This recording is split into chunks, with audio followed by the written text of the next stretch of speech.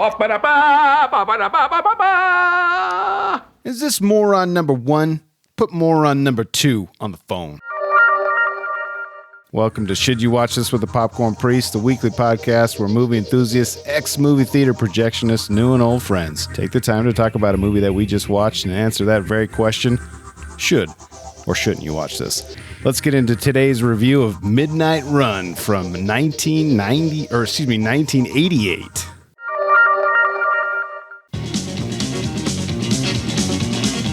I love to travel by train. Oh, yeah? What do you think this is, a class trip? A tough ex-cop. Are you always this angry? A sensitive criminal. Oh, no, come on. Cigarettes are killers. Why are we running away from the FBI? Because I got to bring it back myself, otherwise I won't get my money. They can't fly. They also suffer from acrophobia and claustrophobia. I'll tell you what, if you don't cooperate, you're going to suffer from fistophobia. They're seeing America the hard way. Why would you eat that? Does it taste good? At gunpoint. What did you do before you did this? What qualified you for this? He's gaining. No kidding. He's flying. Of course he's gaining. Robert De Niro. It is truly in your best interest to just relax. I'm totally relaxed. Charles Grodin. $2, that's all you're going to leave? It's 15%. That's 13%. These people depend on tips for a living. From the director of Beverly Hills Cop, Midnight Run. That's why the guy's in it, because it's the same director. Yeah. Hidden trivia. That's right. Joining me today It's moron number one and moron number two. I'd like to think I'm more on number one because I'm older than you. I think that's fair. I'll be moron number two. is reoccurring guests, Cole, Brain Rapperines, and Noble Gas Tribe. Welcome back to the show, guys. Great to be back.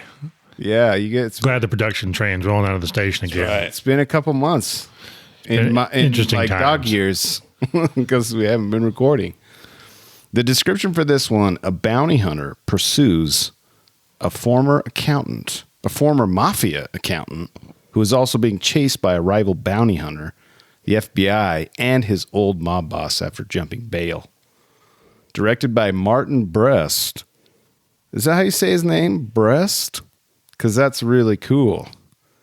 It's probably, yeah, that's B-R-E-S-T. probably his breast. I mean, like, why would it? You wouldn't spell it that way if you wanted it to be spelled. Say it another way. I mean, We were abreast of his directing skills. Martin Brest, director of Beverly Hills Cop, Scent of a Woman. You could have changed it to best, and no one would have really noticed. Yeah. And the world famous Geely, which turns out to have ruined his career because after that movie, he Why do I know that not movie? done- What is that? That's the J-Lo and That's like Ben the Affleck.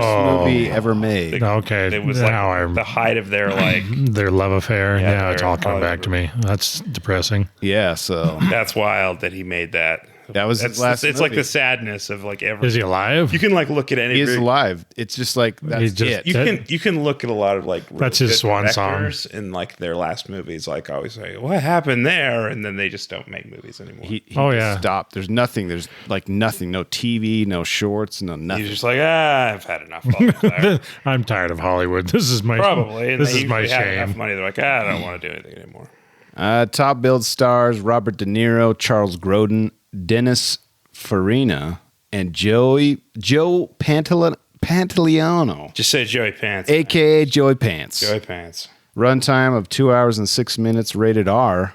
Genre on Rotten Tomatoes says action comedy, and IMDb says action comedy It's- crime. It's I would kind of say like more comedy. Than it's kind of like if the Blues Brothers and Thelma and Louise had a movie 'Cause together. I like was under the impression it was more of an action film than it is. It's Yeah, and I felt like it was going to be darker or gritty. yeah, no, it it's- goes into it's- some weird places, and more then it of gets like really a- comical all of a like sudden. a buddy road trip movie.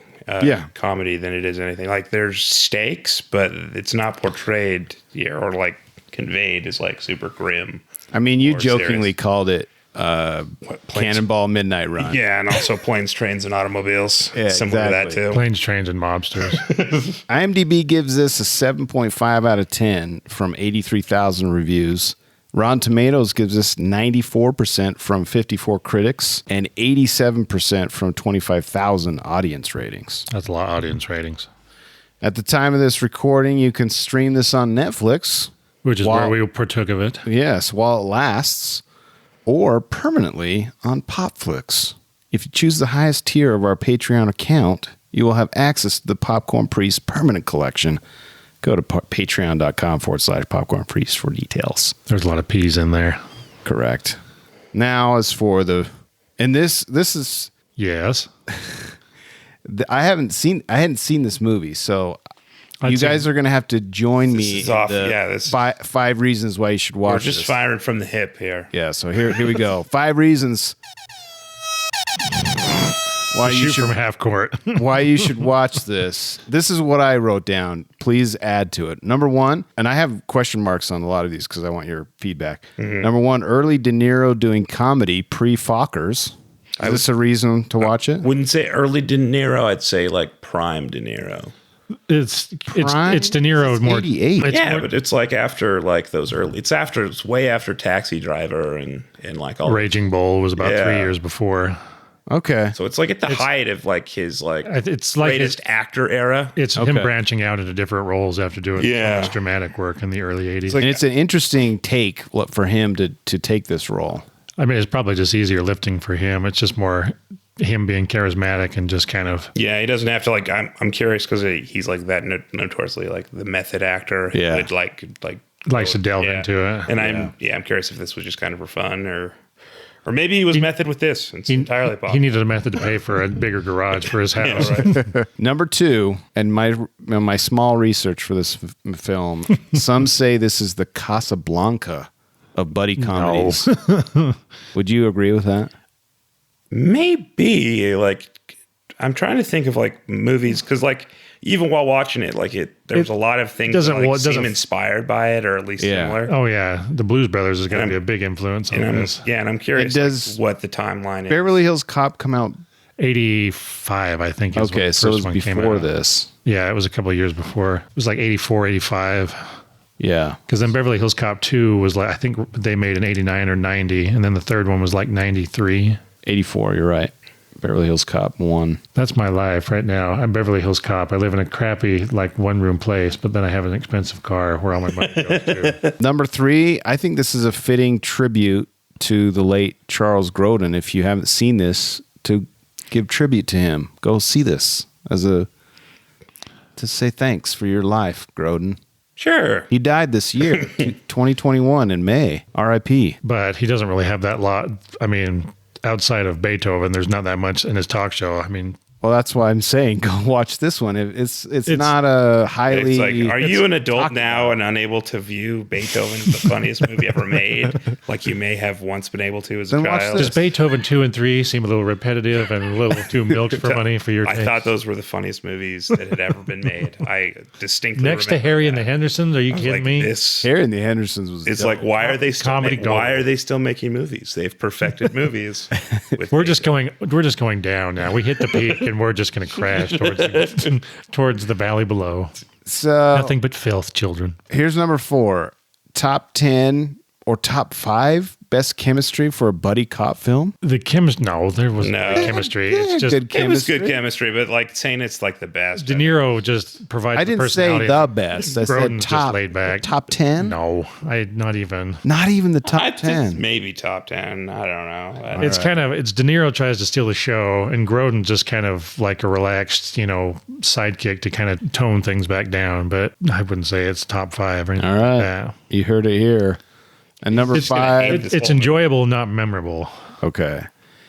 And this is that kind of craps on my last point, but Sorry. is maybe it a fly under the radar great movie? Like For the runtime, it definitely kept me entertained with my short attention span, which a is always warm- like a very. It's a warm embrace of a movie. That's what I call it. the music was It's just because you like crazy, all the lies. like Hill Street Blues. It was, It definitely. There's one. There's a reason. It shows you the powers of lying and committing identity theft. And yeah, so Well, many when it was crimes. easy to commit identity theft back in the day, So you could do it on an airplane next to a 10-year-old.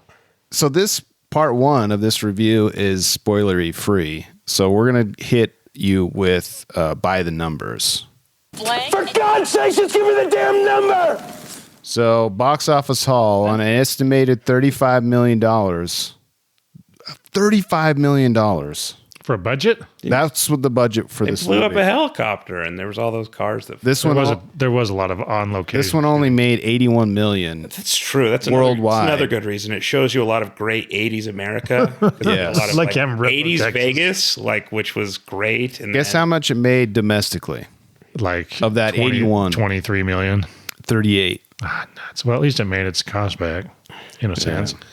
So Crystal Clear Films or whatever it was called. If you like swearing in movies, I'm just adding more reasons. if you like to see like old Comedic swearing. cop cars get destroyed many times. Yeah. Here's some more numbers. In 2010, it was reported that Robert De Niro was planning to make a remake or sequel with his production company, Tribeca Productions. Can you imagine that? A sequel 20 plus years later. When he's A sequel would have been very funny. That would have been insane. The de-age him They like should an do it. Irishman. They should do it. They should do it like Kingdom of the Crystal Skull, where they find out, or his daughter comes and helps him like assist with his bounty hunting. Oh yeah, business. his 8-year-old daughter. Yeah. Well, she's in 8th grade now, so she's like 12. not 8th. Yeah, she's 12. Yeah. So she would have been like 30. Yeah, it would have worked perfectly. They could have done it. Yeah, it would fit in with the whole They could have found female Katherine Heigl. heroism. Yeah, and he got his life back together. Maybe started to be a better father. You know, there's all They could tie the book Katherine Heigl's like detective novel with her being the Jersey bounty hunter with Robert De Niro secretly, being father-daughter. I think it would have worked. One for the money. Yeah, one was like, what was that called? I saw that movie. It was fine. Stomach cancer. Not good. Stomach cancer. This was ranked number 6 on Gene Siskel's list of the best films of 1988. Yes, but 1988, that's kind of a mixed bag. You either had incredibly over the top with like gore and blood spurting out of people's nets with Friday the 13th, or you had Lethal Weapon. What else was on that list? I don't know. You Top 6. That's all. That's as did not much do as the I due did. diligence. Sorry. Hey, it's our crack team Plus of researchers. Plus Siskel was the crap one. Everyone knows Eater I only had Yeah, the 2 hours the to unpaid prepare. interns have really not put in the appropriate level. Let's see if you guys understand this stat. Included among the American Film Institute's 2000 list of the 500 movies nominated for the top 100 funniest American movies. What the F? What does that even mean? I don't. So they took 2,000 movies. People voted on 500. 500 of them, nominated. It sounds like And there was top- categories that it scored highest in, like in terms of the voting. Went down to the It's just a top very 100. convoluted way of doing a poll. It sounds Yeah. like You know why that was in by the numbers? Because there's a bunch of numbers in that. that's Yeah. So that's all I have for by the numbers. the more you know. And everything else is going to be spoilery. So let's just talk about what you liked about the movie generally or didn't like, and then we'll wrap up and we'll go next week to our part 2. I liked its smooth, watchable vibe. What made it so smooth? I can't say. I mean, the music was part of it for sure. It's really good pacing because they set up really crazy just kind of scenarios like that the keep escalating each time, and then they take a break. there's definitely the actor charisma that helps with De Niro and Grodin. Grodin seemed like he'd be comfortable playing whatever. He just kind of seemed like he showed up on set and was just going along with the vibe, like hanging out with De Niro the whole time. Yeah. I really like the callbacks throughout, like the jokes that keep getting the same beats. The glasses. He called himself Alonzo. The stolen cigarettes. Yeah, so I really like that. I'm going to save I'm going to give my rating right now. It's a large bucket. What are we saying, 3 out of 4? I'm saying 4 out of 5. Gotcha. What's your guys' rating? I would say something similar to that. A decent amount of stars. It's a fun movie. I'd say 3 out of 4. But to say that it's that's all you give, Cole. But it's a movie that I could understand it being someone's favorite movie. You could understand that being. I could understand someone who grew up and saw that at the right time, being like, "This is great. I loved this." But when I was looking it up, there's a bunch of videos on YouTube of people talking about this movie, especially in May when Charles Grodin passed away. You remember how old he was when he passed? I can look it up. It's because he was going to put that Beethoven dog to sleep. I remember that movie. I've never forgiven him. I typed in Charlie Grodin. Charlie Grody. Charles Grodin died May 18th, 2021 at age 86 in Wilton, Connecticut, United States. The The mafia finally got to him. Finally did him in. Or it was COVID, maybe. We don't know. We don't do very good Nobody research leaves here. the family. That's right. Well, any parting thoughts before we say goodbye to our listeners and we join us back next week for our deep dive into Midnight Run? It's smooth. So smooth. It keeps you entertained. It's similar to it makes you chuckle. Yeah, there's some good stuff in it. I think they could have cut out 15 to 20 minutes. They really stretched out the Niro storyline with all his personal problems. I mean, the pacing was good, but different time, for sure. Like it does remind me of Beverly Hills Cop. Like it's very similar, like the tone and the whole setup's there. So the fact that it's the same director makes a lot of sense. Yeah, thanks, Martin Brest. At this point, there may be some spoilers up ahead, so if you want to watch and then come back next week and join us for a breakdown of Midnight Run from 1988. Hit me up on the Twitters and the Instas if you want to interact with the great Popcorn Priest at Popcorn Priest. Drop me a line and say hi.